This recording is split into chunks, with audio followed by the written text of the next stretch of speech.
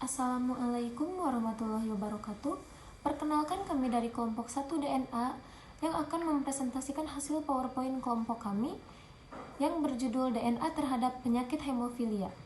Kelompok kami beranggotakan saya, Levi Ayu Ramadanti, Rindi, Risma Rahayuningsih, dan Zahra Qurratul Ain.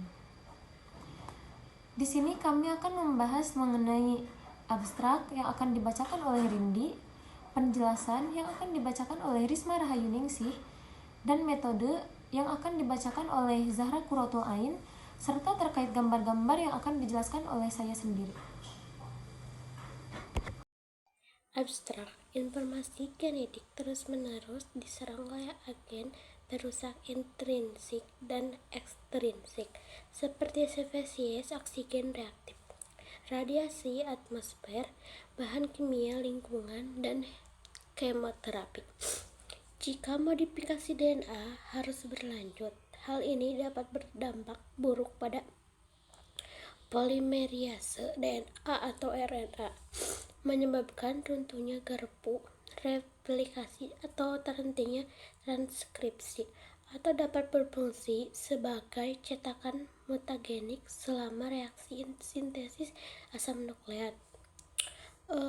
Untuk memerangi dampak buruk kerusakan DNA, organisme telah mengembangkan jaringan perbaikan kompleks yang menghilangkan modifikasi kimia atau pengaturan basa yang menyimpang dan mengembalikan genom ke keadaan semula. Tidak mengherankan, cacat bawaan atau sporadis dan mekanisme perbaikan DNA dapat menimbulkan dampak seluler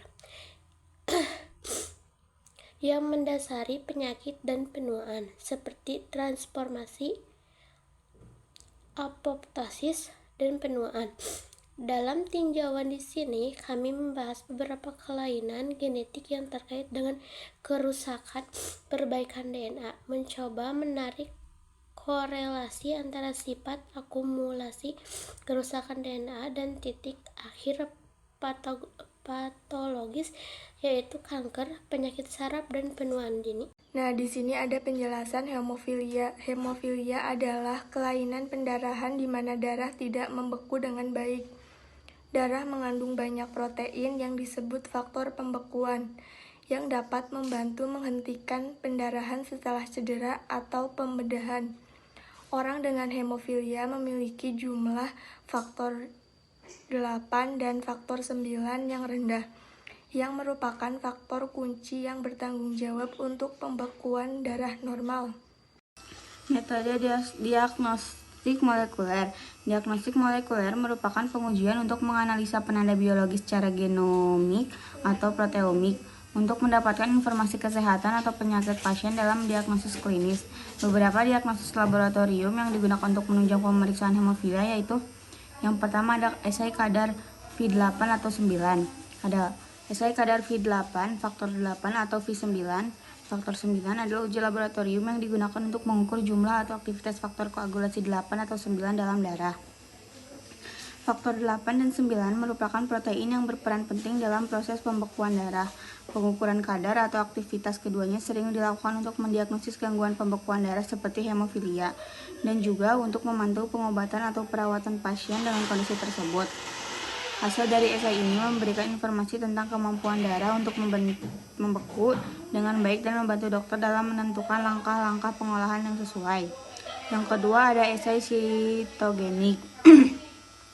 Esai sitogenik adalah suatu metode di bidang genetik yang digunakan untuk mempelajari struktur dan jumlah kromosom dalam suatu sel. Teknik ini melibatkan analisis mikroskopik untuk memahami perubahan-perubahan genetik yang mungkin terjadi pada tingkat kromosom. Contoh dari esai sitogenik termasuk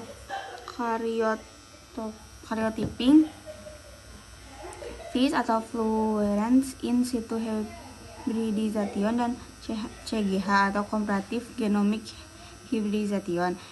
Esai ini sering digunakan dalam diagnosis penyakit genetik, identifikasi kromosom yang terlibat dalam kanker, dan penelitian ilmiah terkait genetika manusia dan hewan. Yang ketiga dan terakhir yaitu amplifikasi DNA PCR. Amplifikasi DNA PCR atau polymerase chain reaction adalah suatu proses laboratorium yang digunakan untuk membuat salinan banyak DNA dari jumlah kecil sampai awal. Teknik ini memanfaatkan enzim DNA polimerase untuk menggandakan secara eksponensial sekuens DNA tertentu.